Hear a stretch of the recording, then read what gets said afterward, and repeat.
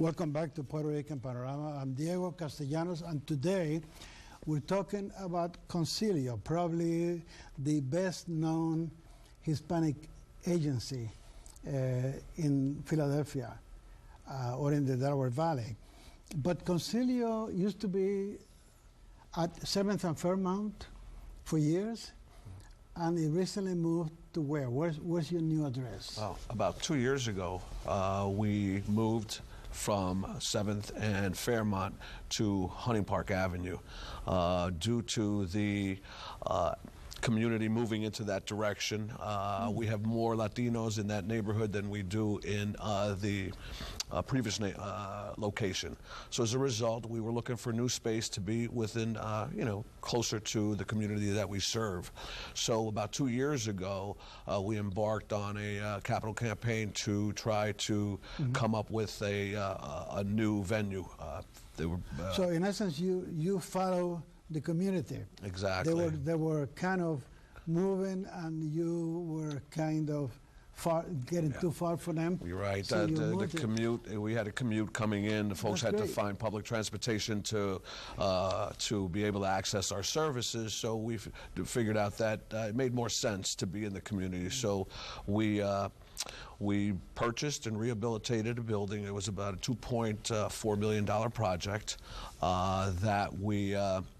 Now our location is on Hunting Park Avenue, Front Street, and Hunting Park Avenue, close to the community. I think now we are at approximately. Give us that address again, because I've never been to the new building. Oh, it's great. It's 141 East Hunting Park Avenue. And for people familiar with the area, we're right around the corner from Edison High School. Okay. Okay. And I noticed that the old building where you used to be 7th and Fairmount, that has been demolished? Well, they actually developed new housing there, market rate housing, townhouses. They were able to, actually they saved the facade, the old facade, which was brownstone. I'm not sure if it had historical significance, but they maintained that, and they sort of built around it, and it's really a lovely community. But we're real happy where we are now, and if I'm not mistaken, we have approximately 8,000 square feet, at least, of new space, computer labs, classrooms, new offices, and we have a new ballroom there. Concilio has a board that oversees the operation of the agency. I understand that you're the longest tenured board member? Yes, I've been there for 15 years, and I tell you, we've grown. We've been able to become much more efficient. Our finances are in great shape. We've actually been selected by the city to be one of the lead CUAs, which Adonis can talk about.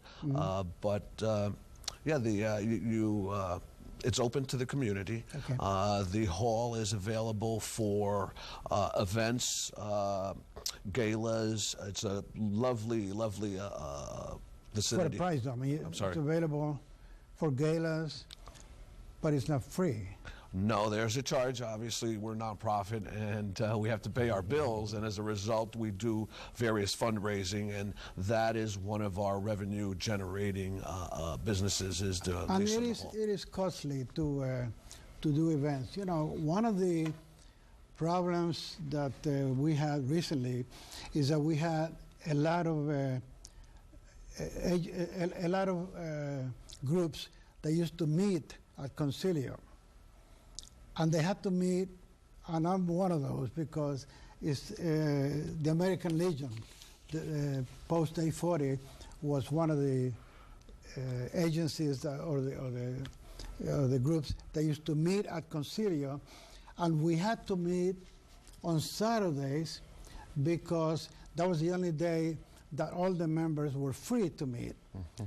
The problem with that is that the Concilio building was closed on Saturdays, and for you to open it to the American Legion meetings meant you had to bring in security and pay extra, and you had to bring in, and you had to clean the place, etc. So that was a controversy for quite a while. But you know, I understand now. Why the reason. I want to get over to Adonis and find out a little bit more about him. I don't remember hearing about you before Concilio. Give us a little background, so folks. Sure. Get to know you. I'm born and raised in Philadelphia. I went to school in the area. I actually, growing up, followed my mom around a lot, and she was an activist and a community worker as well. And she worked in a lot of Latino serving organizations, giving back to the community, and kind of just mirrored a lot of what she did, and that kind of got me into wanting to do the same kind of work.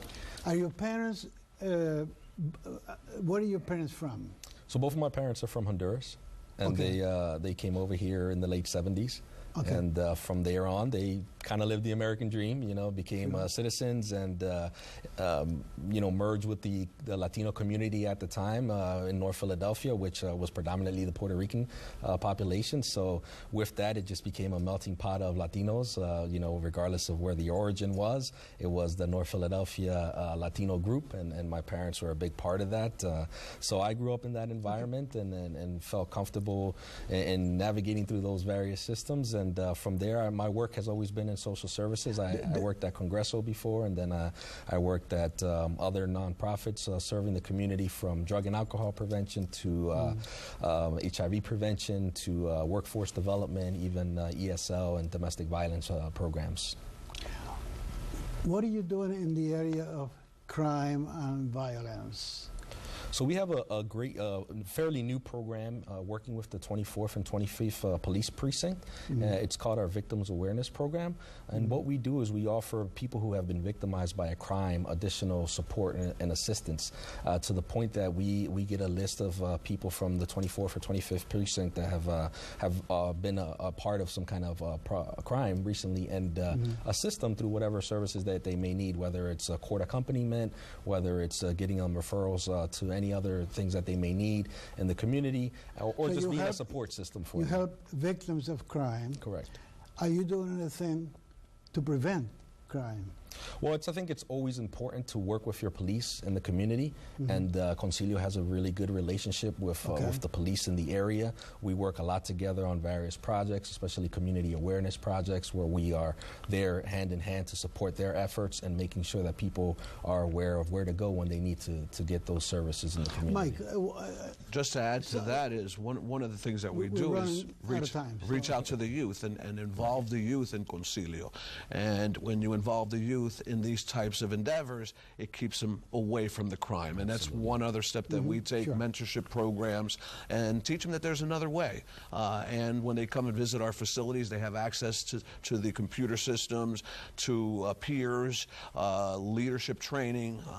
They become then the next generation of us, and hopefully that will help stem crime.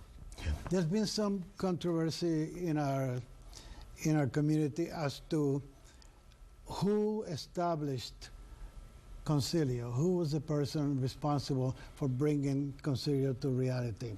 Who would you say? Well, you know, it was a group of leaders. I would certainly add Candelario Lamboy, Ramonita Rivera. I would add Jose Rivera. There are a number of folks that got together to address the issues in it during the civil rights era and through the injustices back in those days. And as a result, they put that together. Also, you had an influx of Puerto Ricans coming in that needed assistance, needed social service, even if it was just to show them where the resources are, just to gain access to those resources. Okay, I wanna take a break right now, but when we come back in 2 minutes or so, we're gonna tell you about the upcoming Puerto Rican parade of Philadelphia. So don't go away. We'll be back in 2 minutes.